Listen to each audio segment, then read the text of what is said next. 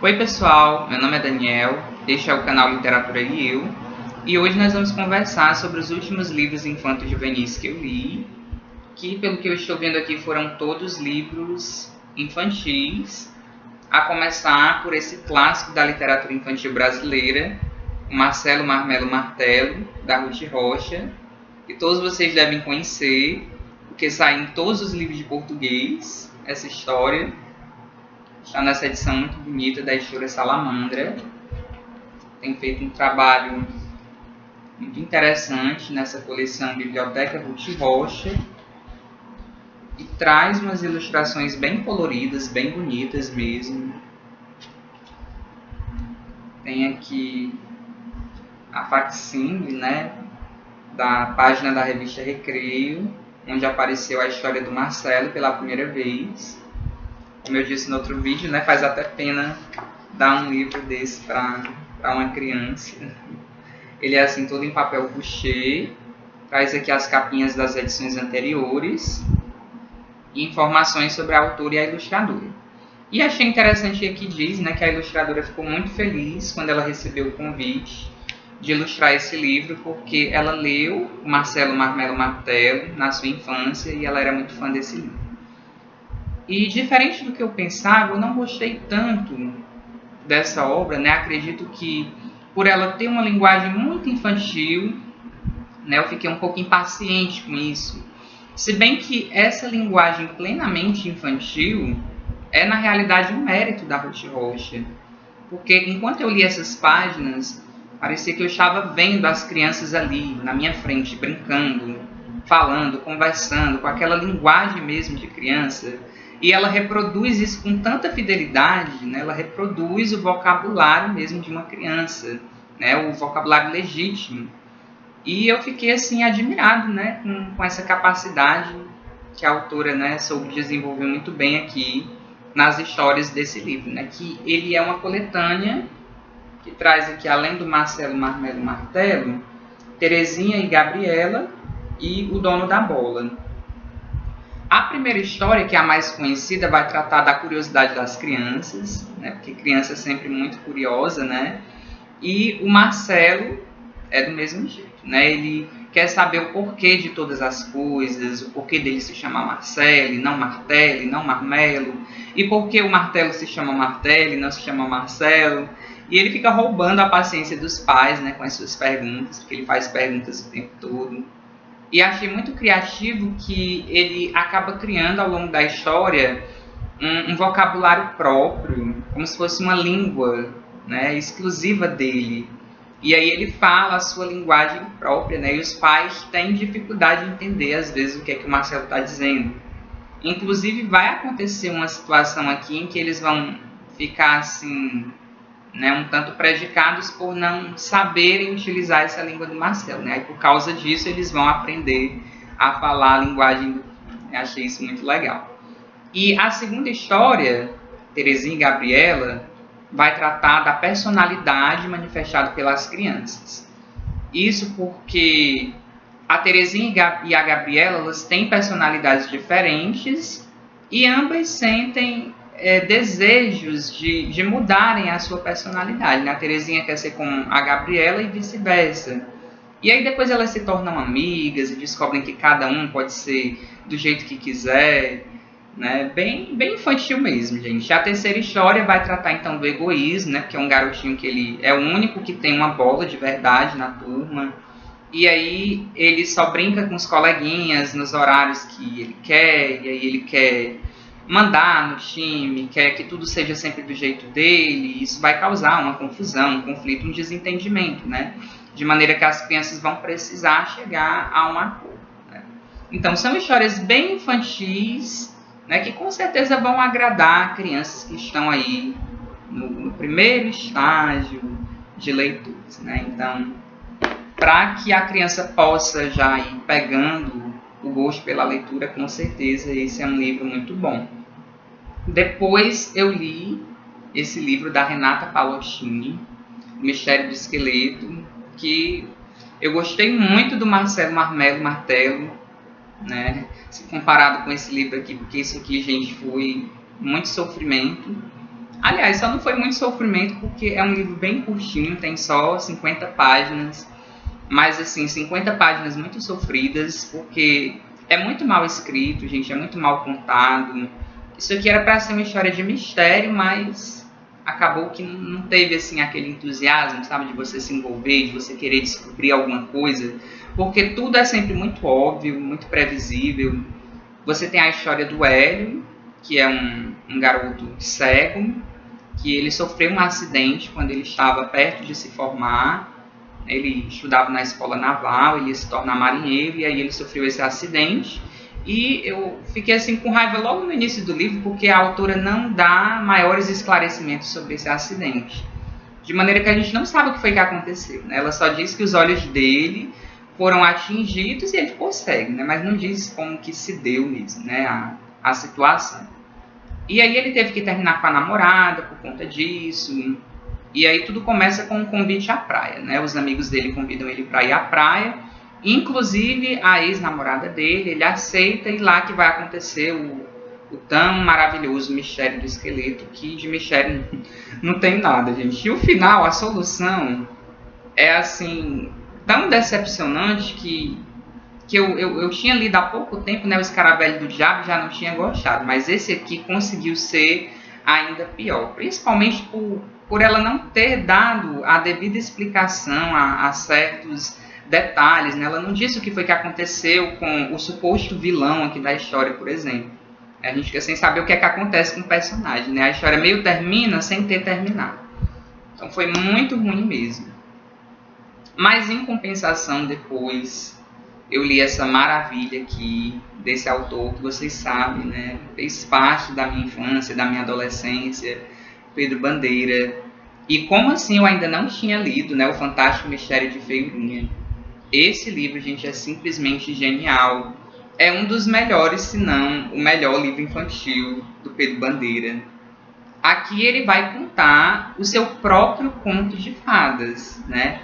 Assim como tem a história da Cinderela, da Chapeuzinho Vermelho, da Branca de Neve, o Pedro Bandeira se propõe nesse livrinho aqui a criar a sua própria princesa, que é a Feiurinha.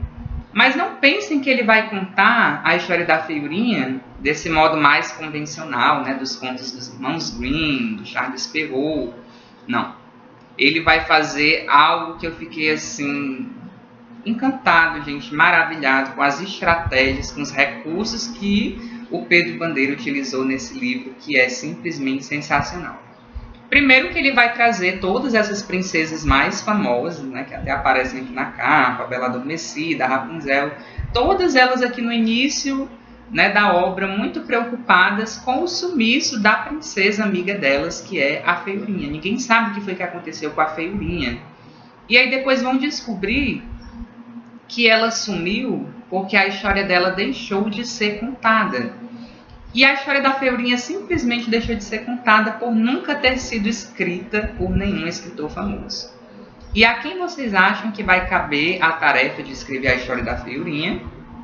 Embora o nome dele não apareça aqui, né, fica o tempo todo sugerido que o próprio Pedro Bandeira, claro, vai escrever a história da Feiurinha. Então aqui vai aparecer um escritor que vai estar em contato com as outras princesas, né?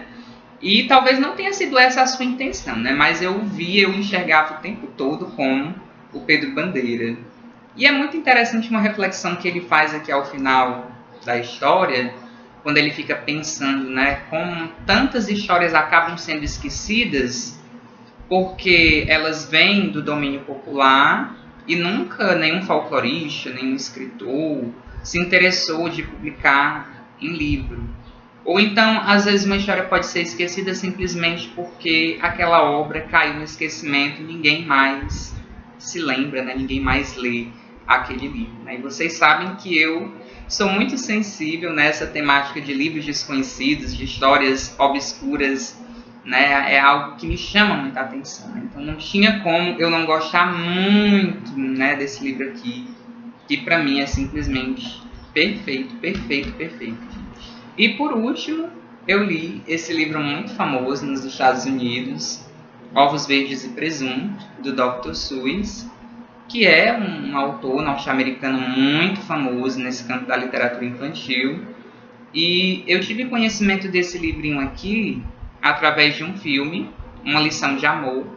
Eu até já comentei isso com vocês num vídeo de mais livros, né, em que eu mostro essa minha edição. E nesse filme, Uma Lição de Amor, o Champagne faz papel de um autista que tem a mentalidade de uma criança de 6, 7 anos, por aí. E ele tem uma filha, né, que quando ela completa uma idade superior ao seu intelecto, as pessoas vão tentar tirá-la dele. E aí, né, claro que eles vão sofrer muito com essa separação, vai ter uma advogada que vai se interessar pelo caso, né, que vai tentar, né, trazer a menina de volta para o Sam, né, que é assim que ele se chama. Isso porque a meninazinha, que é a Lucy, quer ficar com o pai dela, né, ela não quer ser separada dele. E um livro que eles sempre liam juntos era justamente esse aqui, Ovos Verdes e Presunto. Tem uma cena muito legal em que eles têm que ler um livro mais complicado, né, que a escola da Lucy está exigindo, e o Sam não consegue ler aquele livro, né, que para ele é muito difícil. E aí a Lucy fica muito penalizada, né, com aquela situação, e ela abandona aquele livro chato e difícil e pega de novo Ovos Verdes e Presunto, né, e ri muito com seu pai enquanto eles leem aqui esse livrinho. E eu comprei essa edição em espanhol, Huevos Verdes com Ramon, porque infelizmente eu não consegui aquela edição portuguesa que saiu recentemente, né? A minha intenção era comprá-la, mas infelizmente não consegui, e aí tive que me contentar com essa daqui, que também está muito bonita, né? Ela traz as ilustrações da edição original em inglês. É uma edição muito bonita. Olha só a primeira frase do livro, Eu sou Juan. No original em inglês, né, o personagem se chama Sam. Né? Por isso que o filme, Uma Lição de Amor, faz até um trocadilho aqui com essa história, porque o título original não é esse. Né? O título original do filme é I Am Sam, que é a primeira frase dessa obra. Que aqui eles colocaram de Eu sou Juan. Eles mudaram o nome do personagem para Juan Ramon, para que eles conseguissem preservar as rimas, porque essa história é toda em versos, né? E tem uma musicalidade incrível, gente. Mesmo aqui nessa edição em espanhol, eles conseguiram deixar as rimas, né? E o texto é sempre acompanhado dessas ilustrações maravilhosas, que assim dão um show à parte, né? Enquanto eu lia, eu ficava encantado com essas ilustrações lindas, gente. São muito lindas as ilustrações desse livro, que ele vai tratar justamente dessa questão da criança que não quer experimentar uma coisa nova, né? Porque aqui o Juan Ramon vai oferecer insistentemente ovos verdes e presunto para esse outro personagem, né? Que aqui não diz o nome dele, né? Mas que ele é sempre assim, com essa expressão mal-humorada, né? Ele não quer mesmo comer ovos verdes e presunto. Mas aí de tanto o Juan Ramon insistir, né? Inclusive ele diz, né? Por que você não prova, pelo menos para saber, né, se é bom? Querendo passar essa ideia para a criança mesmo, né? De que ela primeiro precisa provar uma coisa, né? Para depois fazer um julgamento mais justo, né? E, enfim, também tem essa mensagem da persistência, né? Que quando você persiste muito numa coisa, né? Você consegue, né? Que é o que acontece aqui nessa história muito divertida, gente. E é muito interessante que aqui o autor faz uso daquele recurso que a Ruth Rocha já fazia, né? Em livros como aquele que eu vou para Angola, né? Que eu já mostrei para vocês, que tem aquelas histórias sensacionais de macacos, em que uma determinada parte, né, fica sempre repetindo com uma ou outra variante, né, que eu chamo de refrão, né, acredito que seja mesmo esse nome dentro da poesia. Então aqui o autor também faz uso desse refrão, que vai deixando a história muito interessante, né? E vez por outra, o refrão vai sendo ampliado com outros detalhes que vão sendo construídos ao longo da história. E foram essas, gente, as minhas leituras, né, enquanto juvenis dos últimos tempos. Eu acredito que o destaque mesmo maior vai para esse livro aqui do Pedro Bandeira, Fantástico Mistério, né, de Feiurinha, que é um livro mesmo sensacional, que traz tantos recursos incríveis, que me lembrou muito, inclusive, também aqueles filmes do Shrek, né, em que aparecem todos os personagens dos contos de fadas, né?